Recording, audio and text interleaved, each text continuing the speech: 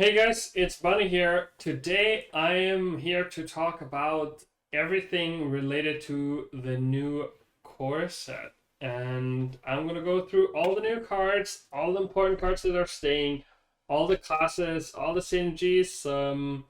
For your favorite class, I'll be sectioning this according to different classes. So if you're only interested in the class you really play, feel free to just skip ahead towards it. But I'm just going to go through all these cards so you don't have to. And I'm going to go through all the synergies that are super important, through all the different connections in the game. I'm going to be talking you through all of them. I won't be mentioning all the cards leaving and staying, but I'll talk about the most important one for every class. And yeah, just so that you guys don't have to. And I'm looking forward to this new year to be able to build new decks and go through everything. So let's dive right into it, and let's start with our first class. For our first class, for the core set, we have leaving Ashtok Battlelord and Warglade's Valdanos. Cards I don't think are really be missed, but what we're getting back is pretty cool. We're getting Metamorphosis, Wrathscale Naga, and Flame Reaper. The Flame Reaper weapon I don't think is going to get played, but Metamorphosis is an okay card, but together with Jace now in the game, it just means that some sort of like Demon Hunter just has even more burst damage, even more damage that they can put out with Jace Darkweaver, because you remember what I didn't mention as any of the cards leaving the set were all the good fell spells for Jace. So we're definitely going to have some interesting synergies there. And Wrathscale Naga is also getting buffed to become 2 HP minion instead of the 1 HP he had before. And maybe the token archetypes can be a little bit better than they've been so far. We've had a lot of support in Demon Hunter for these token archetypes with Battlegorn Vanguard and maybe like a Felfire Dreadeye and all these kind of cards that profit of you having a lot of minions and being able to trade them, and Wings of Hate, that's the new ranked spell. Maybe something's possible there. And then on top of it, and this is huge, this is really big for an archetype like this, Feast of Souls, which is draw a card for each friendly minion that died this game. Feast of Souls is going to go to 1 mana. So if you have a bunch of minions on board, especially if you have Battle Worn Vanguard, that hasn't seen too much play in the latest expansion, and you get to trade a few tokens off to just get to draw your whole deck. And then you can easily play the Earthal Giant for a very, very low mana and be able to get it down to 0 pretty quickly. So yeah, I think that's the new exciting stuff for Demon Hunter. Everything else is staying, and let's move on. Next up, and this class is super heavily anticipated by so many people, because there's so many crazy cards in Druid that have been there over the years, and people are like, what are we getting back? What is it gonna be? Is Ultimate Infestation coming back? Do we have any of these crazy cards coming back?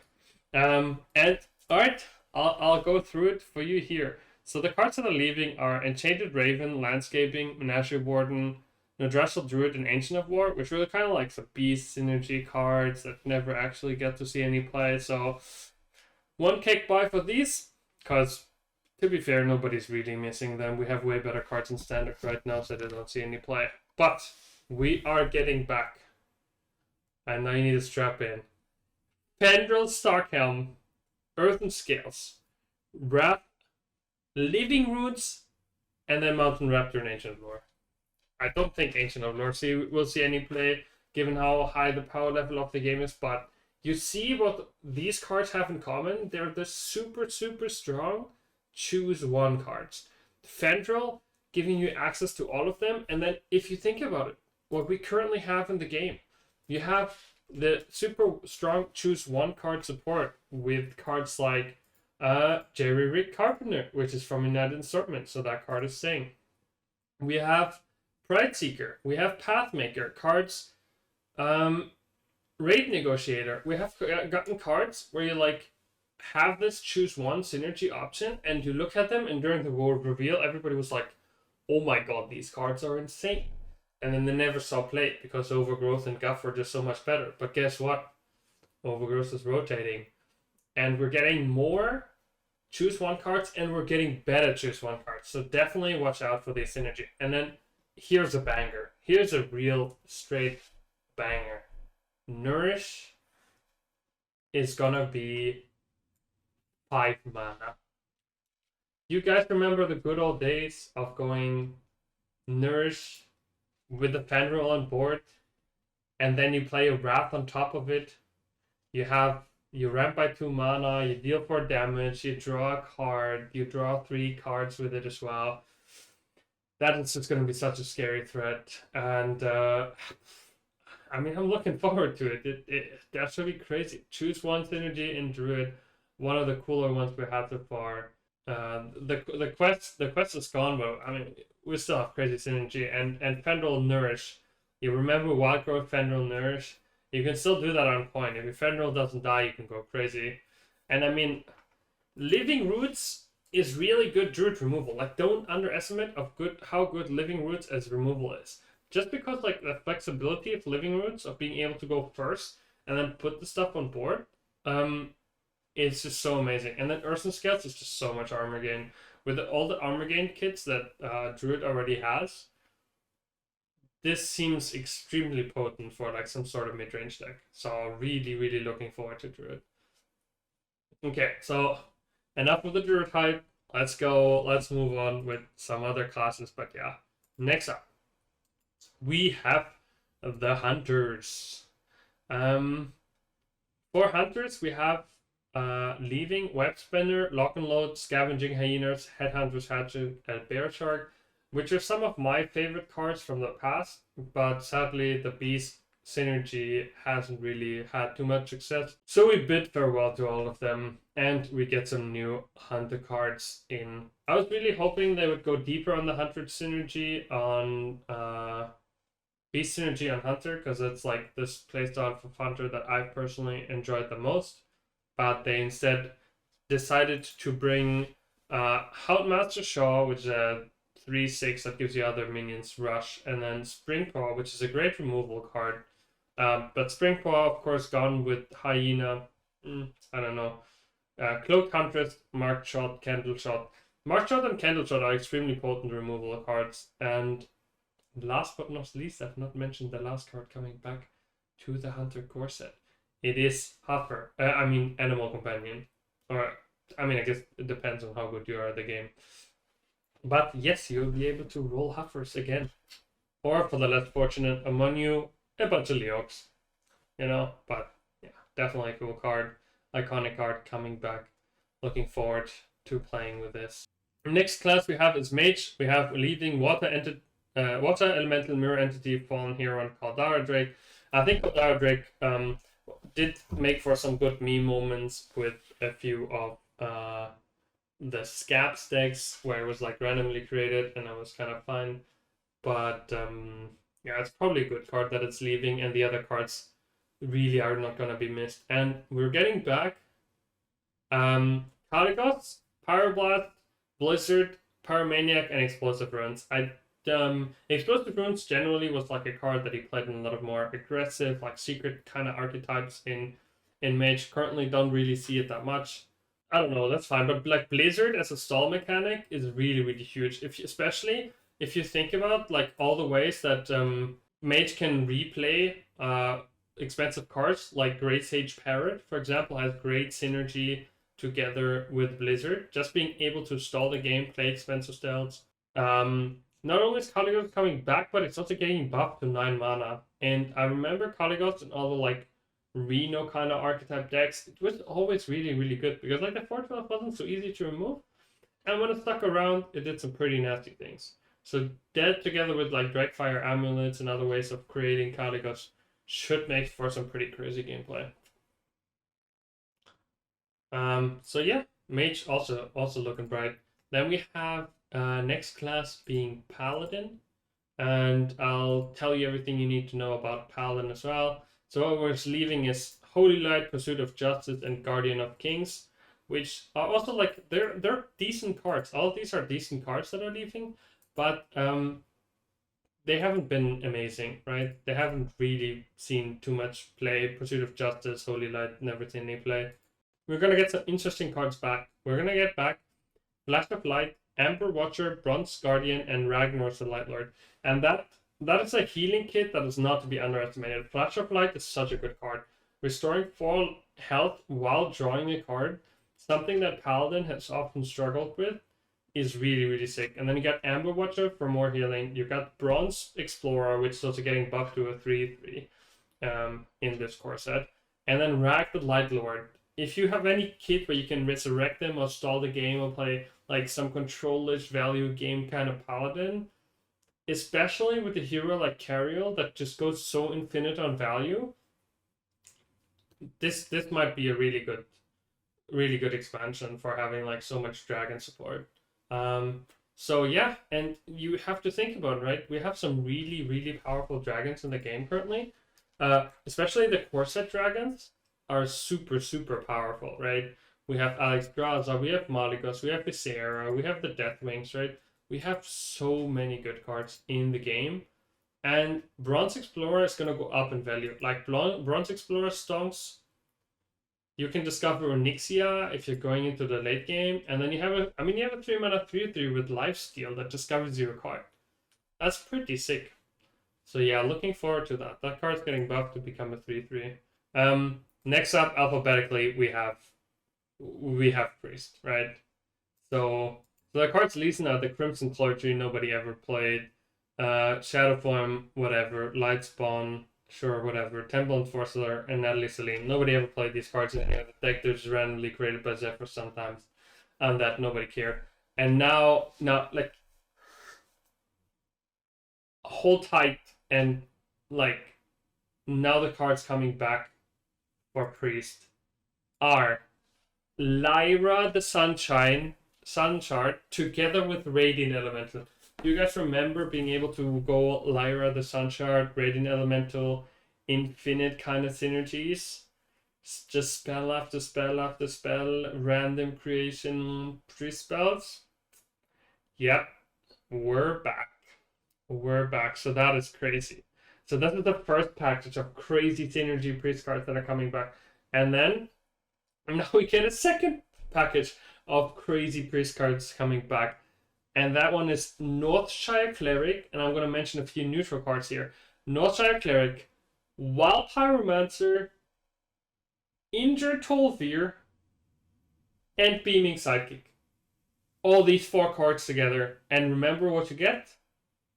You get Divine Spirit Inner Fire Priest. The only one piece that we're missing from this, of course, is Circle of Healing. And I think it's a really good decision that they didn't put Circle of Healing back in here, because like Circle of Healing together with the Cleric and the Wild Pyromancer is just so much raw. But remember, we have some sort of Circle of Healing in the game, and that card is Gifted in a Root. It also restores health to everything, and it can even have a bigger upside while drawing you an additional card. So I think together Divine Spirit and Inner Fire are not in the game, but guess what? They kind of are. They just put it together in one card and called it Blessed. And then on top of that, you have Devouring Swarm, and you get it all together and you make some big boards. So that's the second part of the Priest kit that's coming back, which is absolutely crazy to me. And we're not even done yet. We're not even done with the madness that is Priest yet. Okay, the last 3 cards, Light Bomb, Draconid Operative, and Murozond, are you kidding me, the Infinite? The OG OP Priest cards. And if you think about this, together with the other Priest cards that we currently have in the game, with the other Priest dragons, we have improved Dustbreaker, right? We have the Netherwing. Like, Dragon Operative, if you can remember when it was played, how crazy this card. 5 mana, 5/6, discover card from your opponent's deck, and then Morozond.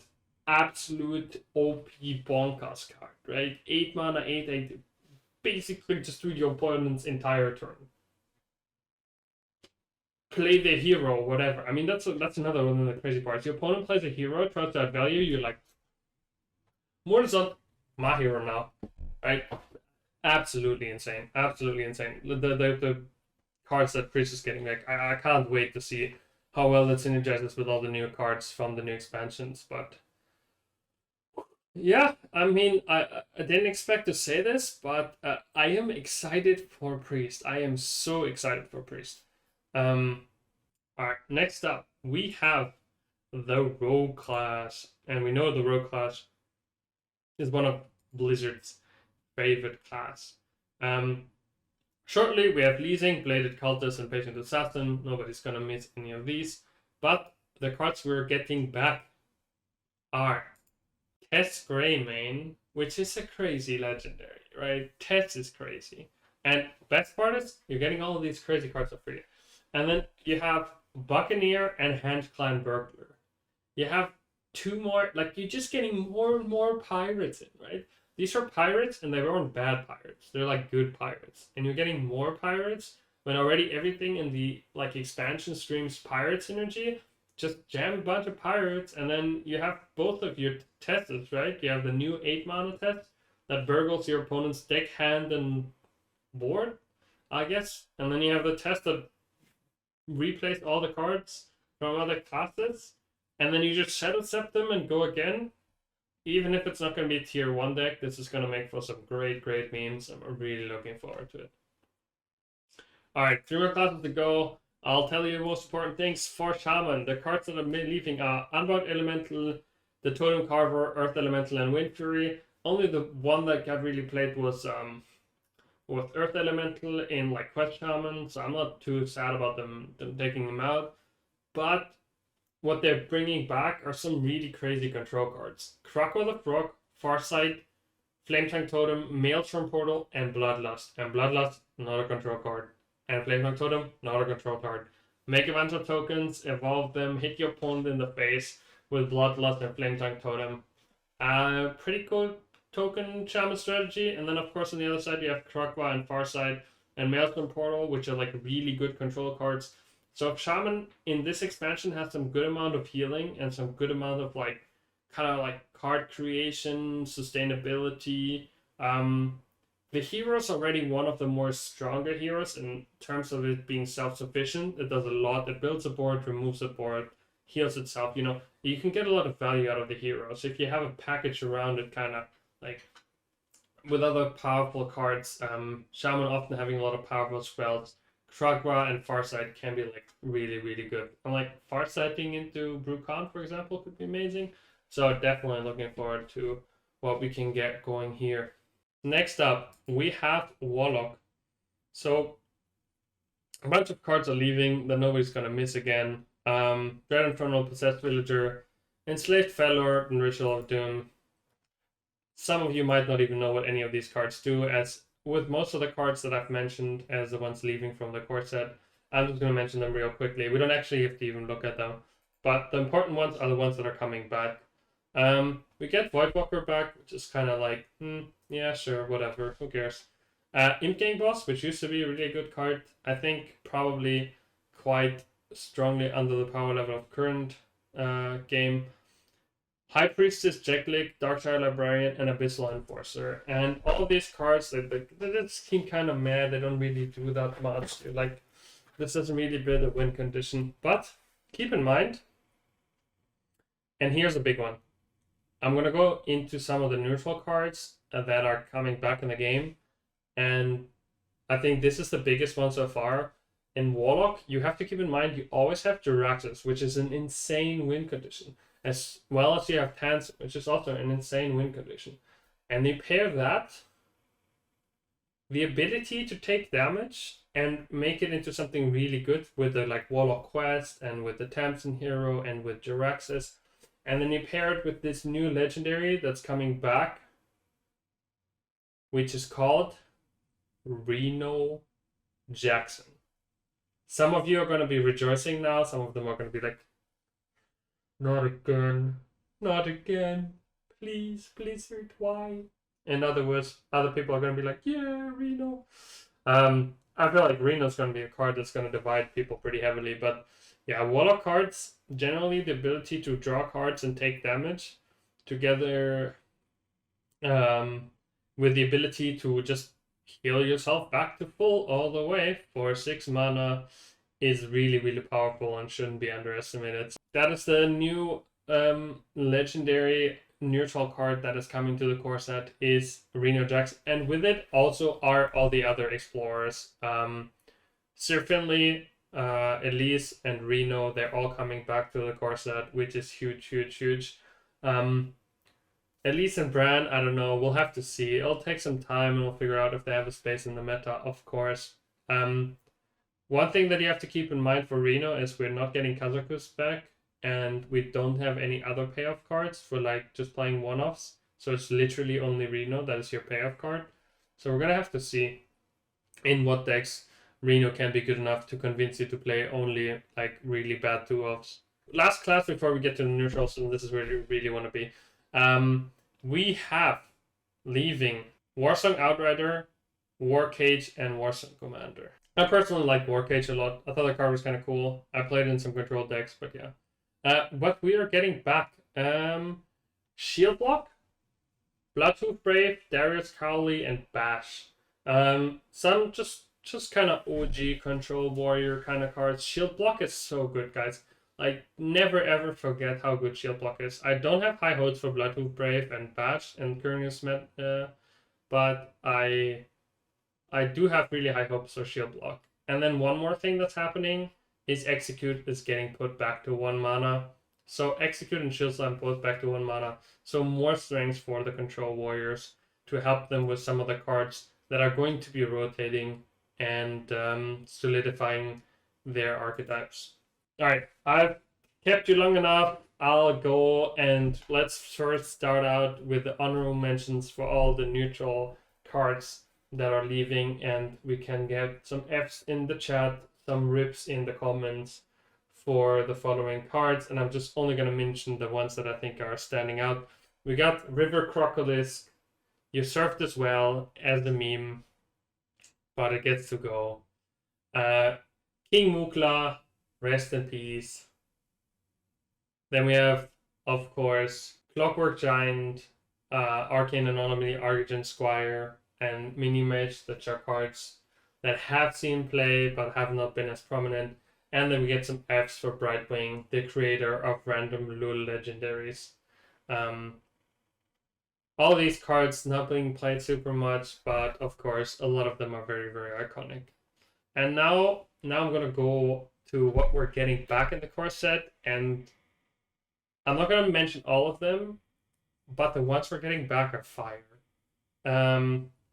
I'm just going to mention the ones that I'm most excited for. So we have the Injured Tallweir Wild Pyromancer Beaming Sidekick package for some kind of buff priest. Beaming Sidekick being really good for like a lot of more aggressive style decks that have some minions. You used to be able to find Beaming Sidekicks and also aggressive Demon Hunters and like token-based decks. Really, really clutch.